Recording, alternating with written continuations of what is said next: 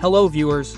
This is the news for Tuesday, November 18th. Prime Minister Kim Min-sok announced that, following the Jongmyo redevelopment project and the Han River bus issue, he will also investigate whether there are any legal issues with the Seoul Metropolitan Government's planned Gwanghwamun Garden of Gratitude to honor the Korean War veterans. The People's Party held a press conference today and accused Prime Minister Kim of blatantly interfering in next year's local elections by focusing on daily criticism of Mayor. Meanwhile, criticism has also been raised that the ruling and opposition party leaders are acting solely based on their ultra-strong support bases. We're joined by Democratic Party lawmaker Kim Yun-young and former People Power Party Supreme Council member Kim Jong-hee. Welcome. Hello. So, aren't both the ruling and opposition parties acting solely based on their ultra-strong support bases? This is the kind of talk being raised. Let's start with the Democratic Party of Korea. Representative Jung Chung-rai, in a speech to a gathering of first-term lawmakers, said that the pro-government online community Ga장자리'lo, run by Kim Eo-jun, is a barometer of public sentiment. Let's hear it. The media has been reporting on me posting on various bulletin boards and forums, but I've posted 1,500 times over the past 10 years, averaging once every 2 days. It's important to be consistent. However, considering the Democratic Party's support base, Ga장자리'lo is the most important barometer. The trends there can serve as a barometer of public sentiment. The ruling party leader mentioned a specific community, saying, "Check public sentiment here. Let's hear your thoughts." Kim Yun, let's hear from you first. Yes, there was a prerequisite for that. Jo Min-ji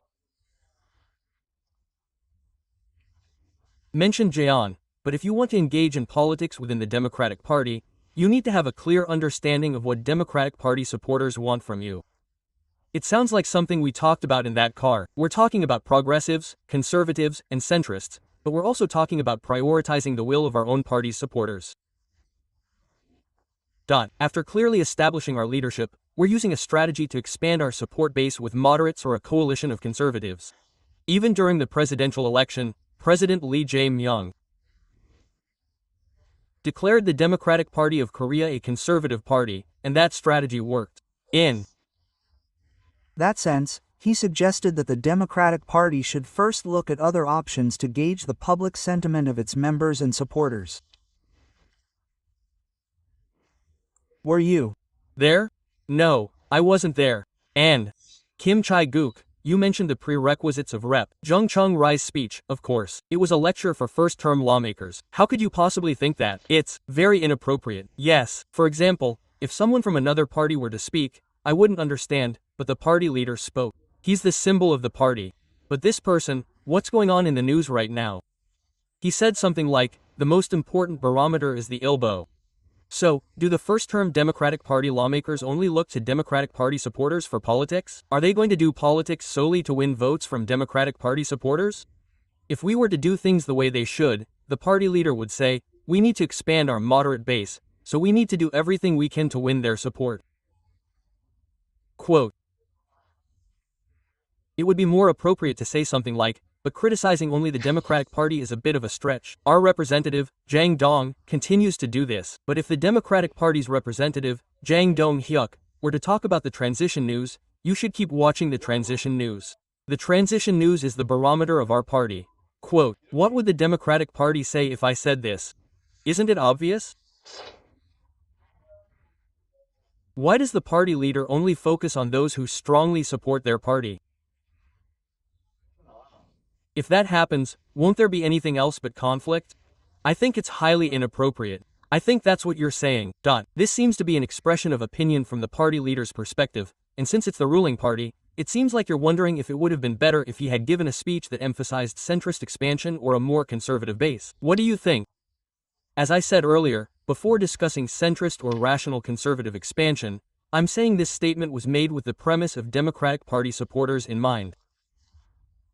And you can't compare him to Representative Jang Dong-hyuk. Isn't Representative Jang Dong-hyuk crossing the line of democracy in such stipulated in the Constitution? In the midst of this, even if Yoon Suk-yeol was exempted, there are still those who are calling out Wang Kyo-won, who is defending election fraud, and who have recently appeared on YouTube and are like that. Aren't there parties that defend the illegal martial law reform and the election fraud and the hesitant unification theory? Aren't there parties that are even going so far as to say that we should form an alliance with nationalist parties like Zheng Guanghoon and Wang Qiuwan? Things like that. Those people are denying the very foundation of democratic constitutional government. But for the leader of the ruling party to go beyond that line and talk about that solidarity is almost like declaring that he will just stand with Yoon Seong-yeol. From that perspective, I don't think there is any comparison between the remarks made by our Representative Jung Chung-rai and the recent remarks by Representative Jang Dong-hyuk. Mr. Kim Hee-yeon, I'll ask you about the solidarity issue later. I have one more question. The Democratic Party is reportedly planning to change its nomination rules ahead of next year's local elections. Representative Chung announced plans to revise the party's rules to expand member participation in local elections. Some are claiming the criteria were changed to include members who joined under Representative Chung, suggesting some are overreaching. Oh, that's not the case. We have 1.65 million party members who paid their October dues. We're conducting a public opinion poll of these members over 2 days. There was a slight misinterpretation, which caused some controversy. So, I misunderstood that why are we holding a vote for party members who only paid the party dues for 1 month in October when they have to pay party dues for more than 6 months to be considered members by right? Looking at the survey, which is of the nature of a public opinion poll to ask party members opinions on things like the party-to-party system, the survey was conducted on 165 people who only paid the party dues for 1 month in October in order to allow as many party members as possible to participate, but there is a slightly distorted aspect to it. Now, under the leadership of Representative Jung Chung-rai, and even before that, under the leadership of Representative Lee Jae-myung, the Democratic Party of Korea has been advocating for a party with member sovereignty. So, those discussions have been ongoing since before, and regarding the local elections next year, the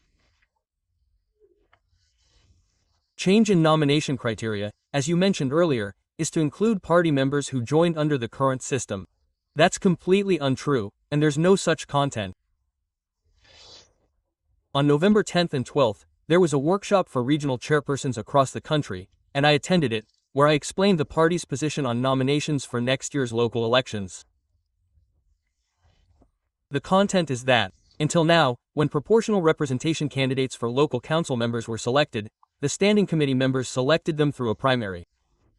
There are only about 70 standing committee members per regional committee. Now, we're changing that to a party member vote. They said they would expand party member participation, and if there were 4 or more candidates, there would be many candidates. In that case, they would introduce a preliminary primary system to ensure the primary would be truly meaningful.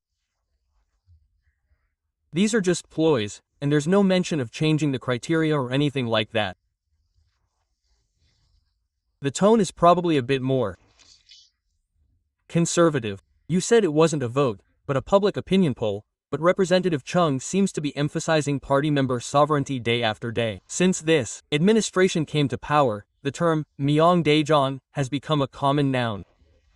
And there were even rumors that there were 3 presidents, Chung Chong-rae in Yeouido, Kim Eo-jun in Chungjeong-ro, and Lee Jae-myung in Yongsan. There were various conflicts, including the SAW incident. Now, with the appeal abandonment incident as a catalyst, they're starting to show signs of tightening their grip, but there's no denying that there was a lot of conflict before that. From my perspective, you gave those guidelines at this first-term meeting.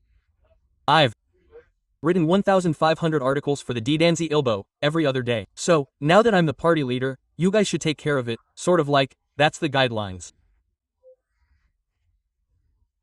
And then, looking at it another way, I think he's laying the groundwork to expand his influence and other things ahead of the upcoming local elections. I don't know the full story, but just observing from the outside, that's what I get the feeling. So, I think, oh, this is Kim Eo-jun and Jung Chung-min forming that alliance. So, I'm not sure how the Yongsan presidential office will view this. But I have a feeling they won't be very pleased. Let's briefly talk about the People's Party representative you mentioned earlier. As you mentioned, People's Party representative Jang Dong-hyuk appeared on a conservative YouTube channel and hinted at solidarity in next year's local elections.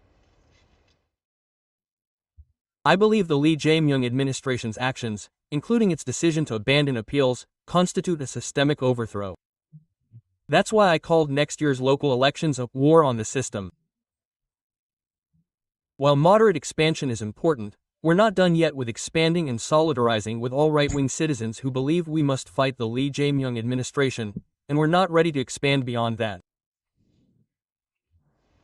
Well, first, Representative Jang's answer addressed the question about the potential for expansion ahead of next year's elections. First, let's hear Kim Hee-yeon's opinion on that response. First of all, looking at Representative Jang Dong-hyuk's recent remarks, they seem a bit too extreme. Yes, putting aside the basic constitutional line. Isn't he the leader of the ruling party? And yet, he's been talking nonsense about bringing down a president who's only been in office for 5 months. Let's impeach him. Let's declare war. In our Democratic Party of Korea, Yoon Suk-yeol has really mismanaged state affairs since taking office. Despite this, even before the 123 illegal incident, talking about impeachment was taboo within the party. But now, in just 5 months, President Lee Jae-myung has successfully held the PAC summit and multilateral meetings, and he's also said he's done well in tariff negotiations. And isn't his approval rating quite high? They're talking about impeachment against someone who's working so hard to normalize the country, even to the point of grinding their souls out. Even if individual lawmakers can do it based on their personal opinions, isn't the leader of the ruling party the party leader? The party leader is talking so openly about overthrowing the system, a war on the system, a war on the system in next year's local elections, and using that method to define our Democratic Party of Korea as a socialist party, a dictatorial party, and saying that in order to break the system, we need to unite with all the old guard parties, and the places they've gone to are, like, Hwang Kyo-won, and now Pastor Jung Kwang-eum, and all these nationalist parties, right? Do you think the people would agree with that? I don't think so at all. Doesn't the public want a quick end to the civil war and a restoration of the people's livelihood? But now, isn't he going against the public sentiment and calling for Yoon Eo-gain, Hwang Kyo-won, and solidarity with the conservative parties? But from what I've seen, Representative Jang Dong-hyuk is just acting like he needs to rally the old guard because the support rate of those old guard has dropped a lot.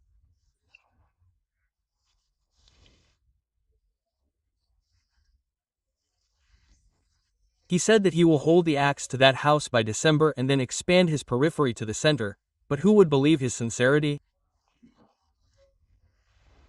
If he is acting in the opposite direction with his words and actions now, won't the public sentiment judge him harshly in next year's local elections? If I think about that, I won't change my attitude, so since you mentioned the public sentiment now, I will look at 1 or 2 opinion polls and ask Mr. Kim Jong-young a question. First, the first opinion poll is the Korea Gallup poll itself. The support rate for the People's Party, the support rate for the Democratic Party, and the support rate among the independents. The results of the survey were conducted from November 11th to 13th, targeting 13 men and women across 18 countries nationwide using a 100% wireless phone survey. The table numbers are plus or minus 33.1 percentage points at a 95% confidence level. Currently, the Democratic Party is at 42, the People Power Party is at 24, and the independents are at 27.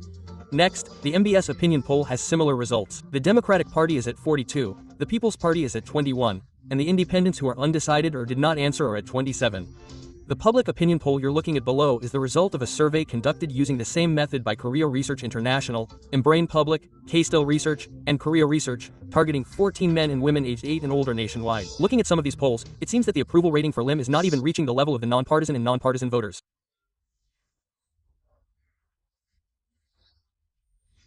As Representative Jang Dong-hyuk mentioned earlier, I'm curious to know what kind of impact the solidarity policy will have on public opinion.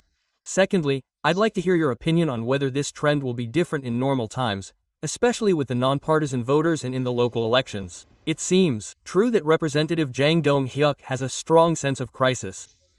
Because, since I became the representative, the party leadership has not risen at all, but rather has been falling.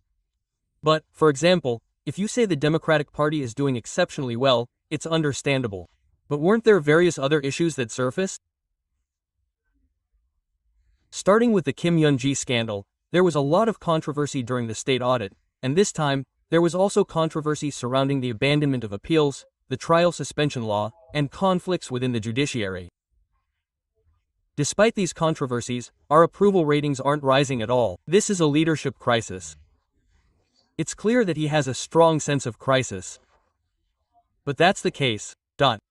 I'm skeptical that driving this through things like Choi Jae-jaeon's overthrow or even war will actually raise the approval rating. If the system is overthrown, it doesn't mean our country has become a communist state. The ruling and opposition parties are fighting within the South Korean system, with conservatives and progressives, and the left and right wing, respectively, fighting. The South Korean system itself isn't changing. So, if our system were toppled, would Trump come to our country and leaders of other countries come and we could have APEC? So, I feel a bit sorry that you use such excessive language, and it's not very persuasive. So, I hope you don't do that. For example, you say it's difficult to win over the right wing right now by expanding to the center. But those are your original supporters. But without expansion, we can't win the election. If you continue to make strong statements, you might provide comfort and reassurance to a small number of die-hard supporters, and you might receive cheers from them, but won't the rest of the population become increasingly distant? So, it's increasingly alienating the moderates, turning their backs on them, and even the party leadership is rarely lower than the independents, with 27 to 24, 27 to 21. And it's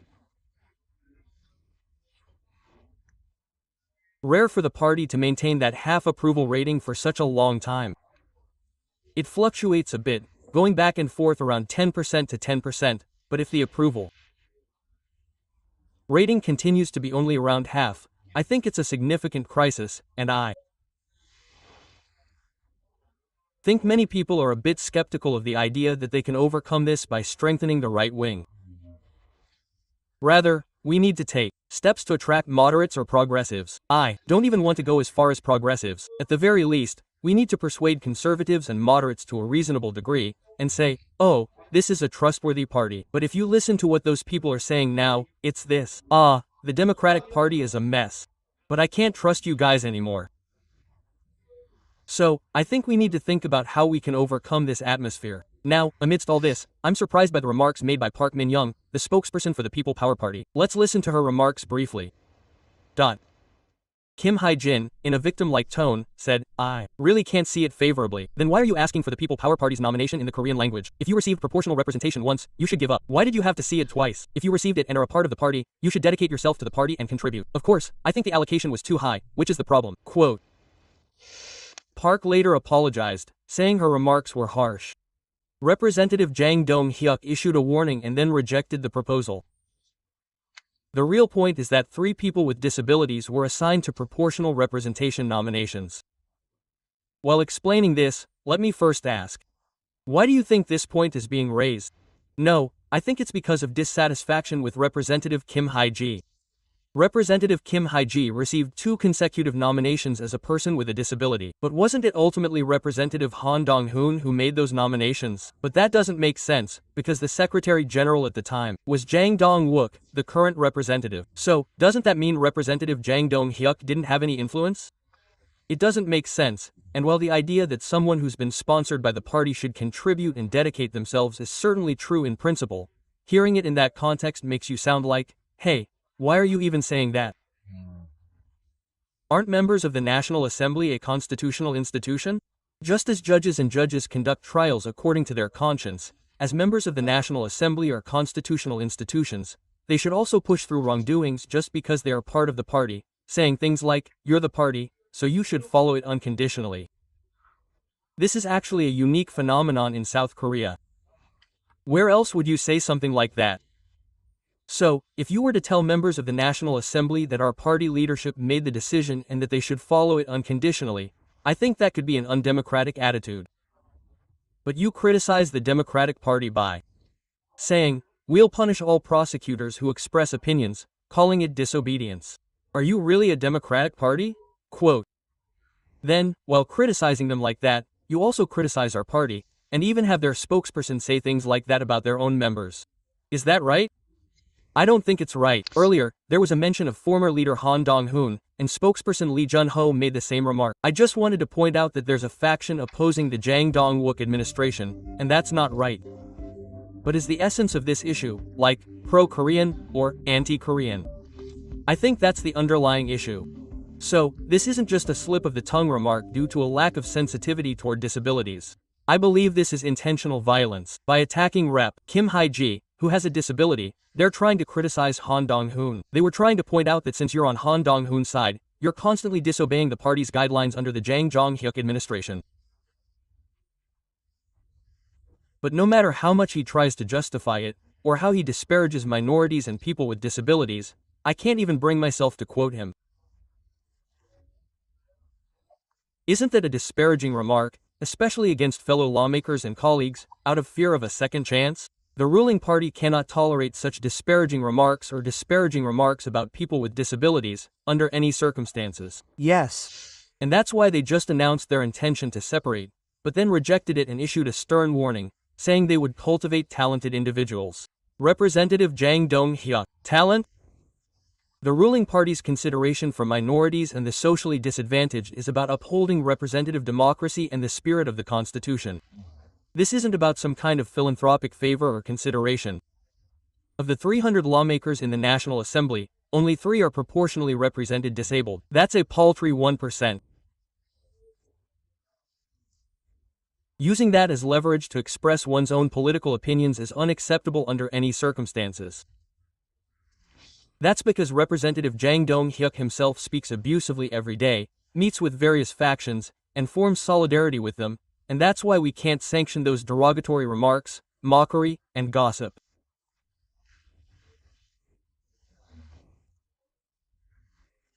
And we're protecting them, and, I think even now, if we call this the People's Party, if we don't take strong measures, such as expulsion, for those who have been recruited and those other actions, then really, beyond those specific remarks, I think we will face harsh public judgment regarding the criticism related to the disparagement of the disabled.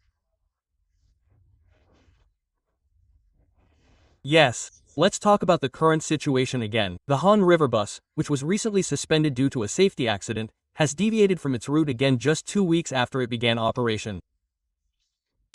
Let's hear the statements regarding this accident first. We have an official test run report submitted by KOMSA. It states that there is only 1 meter of water remaining. So, for a person who is about 160 centimeters tall, the difference between the depth of the river and the sea is only about the height of the chest.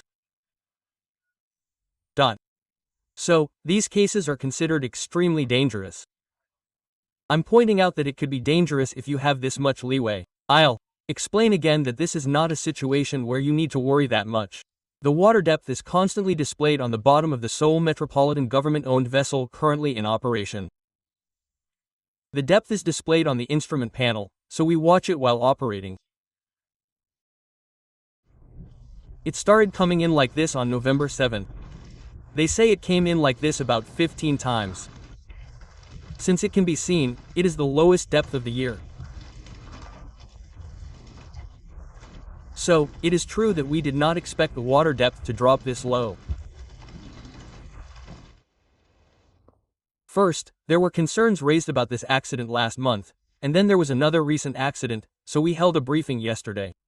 Mr. Kim Kai-won, what are your thoughts on the Han River bus accident and the ongoing repairs? I don't think it's particularly useful as a means of transportation. To be honest, it takes 2 hours to get from Maguk to Jamsil, for example, and there's no proper transportation to get there. So, if it were just for tourism, I don't know about cable cars or cruise ships, but the water bus system was introduced to reduce traffic congestion. Realistically, I don't think it's very helpful. I'm not the only one who thinks this way. Accidents seem to be happening more frequently, and now, there are concerns about potential damage to the project. What's the situation? Oh, isn't this the 16th time it's broken down? They say it broke down again today. So the problem is, these experts and the media have been pointing out a lot of problems since the Han River bus started, like battery issues and hull defects. Despite that, they continued to push ahead, but it's still breaking down, isn't it? That's why there are concerns about damage to the appointment and the recent accident. The problem is that they keep pushing ahead despite all that.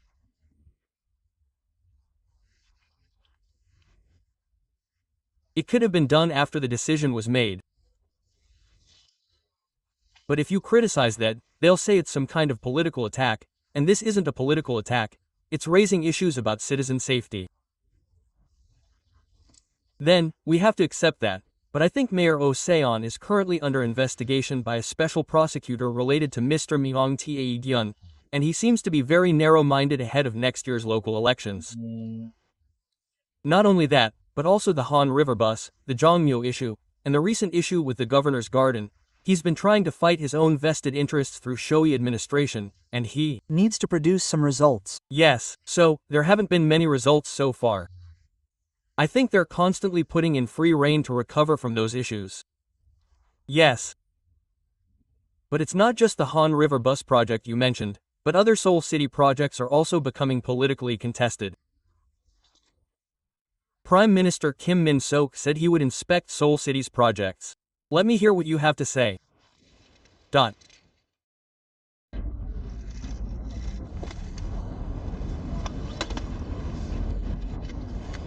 I wonder if the public will understand the installation of a gun-shaped stone sculpture in the space where King Sejong and Yi Sun-sin are enshrined, and I will look into it administratively, procedurally, and legally to see if there is anything to look into.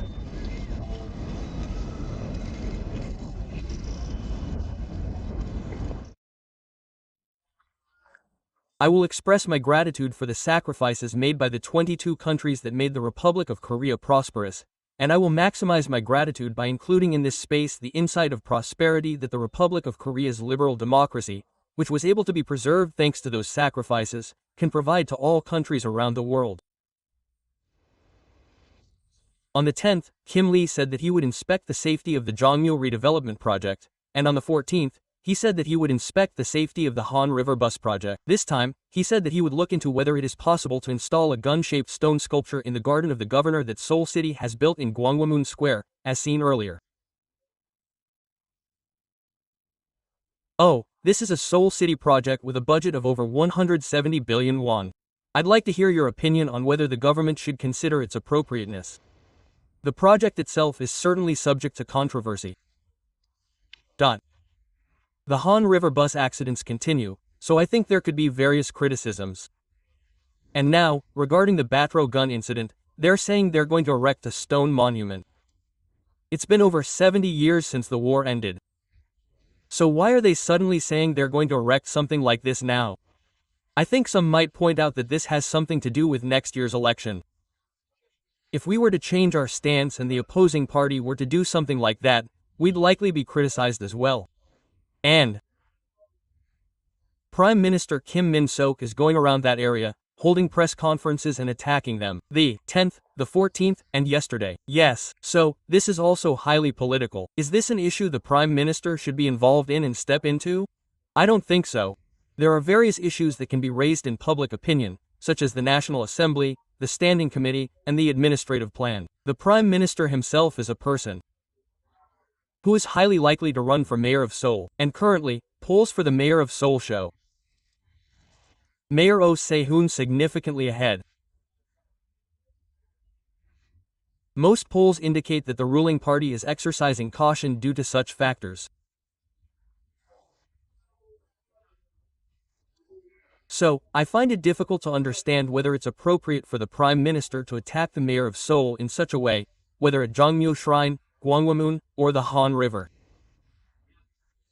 You mentioned your impatience with Mayor Oh Se-hoon earlier, but what do you think about Kim Min-soo's impatience? He's been traveling around the region, pointing out safety and business issues. The Prime Minister can also handle local government-related matters. In particular, Mayor Oh Se-hoon's recent actions concern citizens' safety and historical issues, so I believe he's currently looking into them. The Real issue isn't the Prime Minister's inspections, but rather Mayor Oh Se-won's insistence on pushing through these issues, using the term exhibitionist to build his own personal reputation. Yes, I completely understand. So, the initial budget will cost hundreds of billions of won, right? And the Seoul Metropolitan Council is also opposing it. Who would object to the purpose of commemorating the gratitude of the 22 countries that participated in the war? But this so-called Garden of Gratitude, if you look at it, the method, the location, and the procedure are all inappropriate. If you really want to commemorate their participation in the war, there's the Yongsan War Memorial and the UN Memorial Park. You can do it there.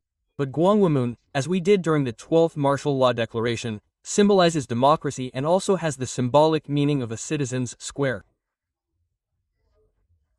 I don't understand why they installed all 22 sculptures of 22 countries there, even if they were stacked up. And isn't there a lot of opposition to that right now? The city also opposes, so there should be some kind of public discussion or deliberation process to hear the opinions of citizens. Instead, they counter with, "What's wrong with this? This is a bigger problem." Yes. And as I mentioned before, the Jongmyo issue is the same. UNESCO just sent an official document to our government, announcing a halt to high-rise redevelopment and then requesting a heritage environmental assessment and monitoring the results within a month. They've also received that document, and they're requesting a meeting with the head of our Cultural Heritage Administration. Ultimately, this is Korea's first IHO World Heritage Site, and if we make a single mistake, it could be cancelled. The head of the Cultural Heritage Administration made this proposal. Let's get together with the Seoul Metropolitan Government, the Ministry of Culture, Sports and Tourism, and the National Cultural Heritage Administration to discuss it. Yes. If you go into the area and see what the problem is, or if you say, "Oh, I don't mean to harm Jongmyo or the World Heritage," there should be some kind of explanation with logic and evidence to persuade people, or some other measure.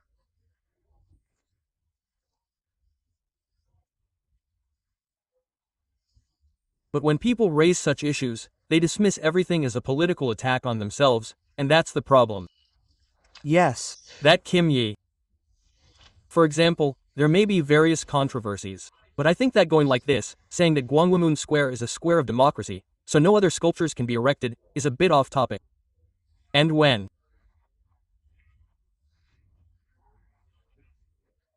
we talk about the Garden of Gratitude, I don't know if it's shaped like a field mound or something, but I don't believe it symbolizes war or anything belligerent. Another thing about Jongmyo. I once visited Japan, and there was a newspaper company there. It was a real problem, and right next to it was the palace. So, I heard from Japanese reporters that the palace's security guards would constantly look at the high-rise buildings and tell people not to look out the windows. Isn't this a country with a monarchy, a country with a king? Quote. But, for example, if there were a certain building near Jongmyo Shrine, they wouldn't be designated as a UNESCO World Heritage Site. Those are just claims. I believe the controversy could be resolved through a general meeting or something like that.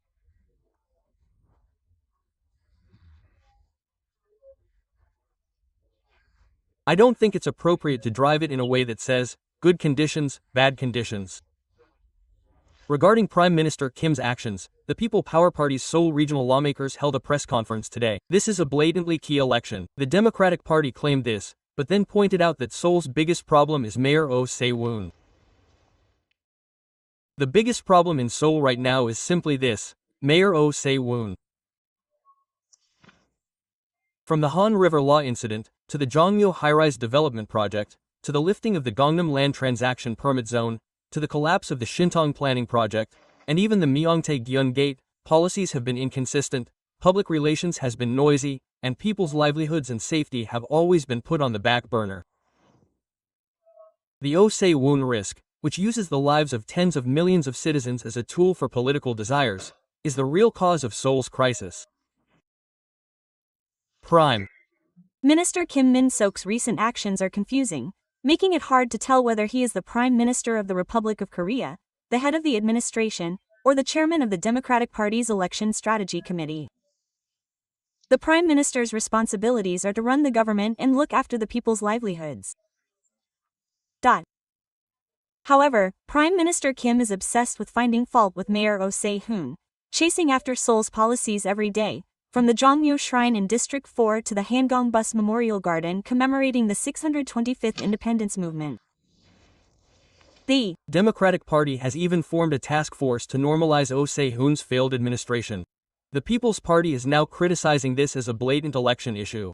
Let me hear your opinions on whether Kim Lee's actions constitute election interference. Mr. Kim Chae-go, I don't think that should be done. The Prime Minister is conducting a targeted audit of a specific local government head, holding press conferences and posing for reporters. This is literally a preemptive strike. And even if he doesn't do it, if it becomes a problem, public opinion will raise the issue. It seems like he's intentionally trying to get his hair done in the summer by leading the way, so I think that if he does it that way, because of the sincerity, he could easily draw a rebuttal from Mayor Oh Se-hoon, saying, "Look, you're oppressing me like this." Sympathy, perhaps? What do you see as election interference? Well, even if you call it election interference, it seems like a valid argument. Actually, if you look at it that way, before the last general election, former President Yoon Suk-yeol traveled around the country talking to the public. He went around announcing that he would invest hundreds of billions, trillions of won, in developing everything. Even then, he never said a word about political corruption, did he? The public. So, from my perspective, this is something that needs to be reviewed because it's related to the stability and history of the citizens. Of course, since there are local elections next year, the Seoul mayoral election is important, so it clearly has the nature of a preliminary battle between the ruling and opposition parties for those local elections. But with these actions, there is also an aspect that a forum has opened up where Seoul citizens can make a judgment on which side's claims are correct.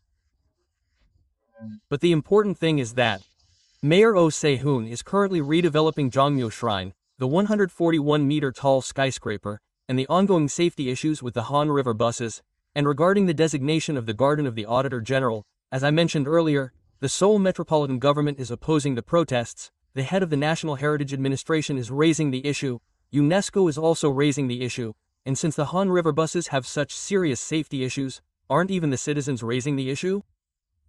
So, there's even talk of renaming the tour bus, Hanggang bus, to tour bus, so I think we need to look at the fundamental details. On the other hand, as you mentioned, if the Democratic Party keeps attacking Oh Se-hoon, starting with the Prime Minister, isn't there a reflexive side to it that elevates Mayor Oh Se-hoon's status? I actually feel like Mayor Oh Se-hoon is enjoying this as a political battle. He responds by saying every criticism is a political attack on him. Regardless of all that, I think the important thing for the citizens is whether Mayor Oh Se-hoon changes his stance on the issues currently being raised.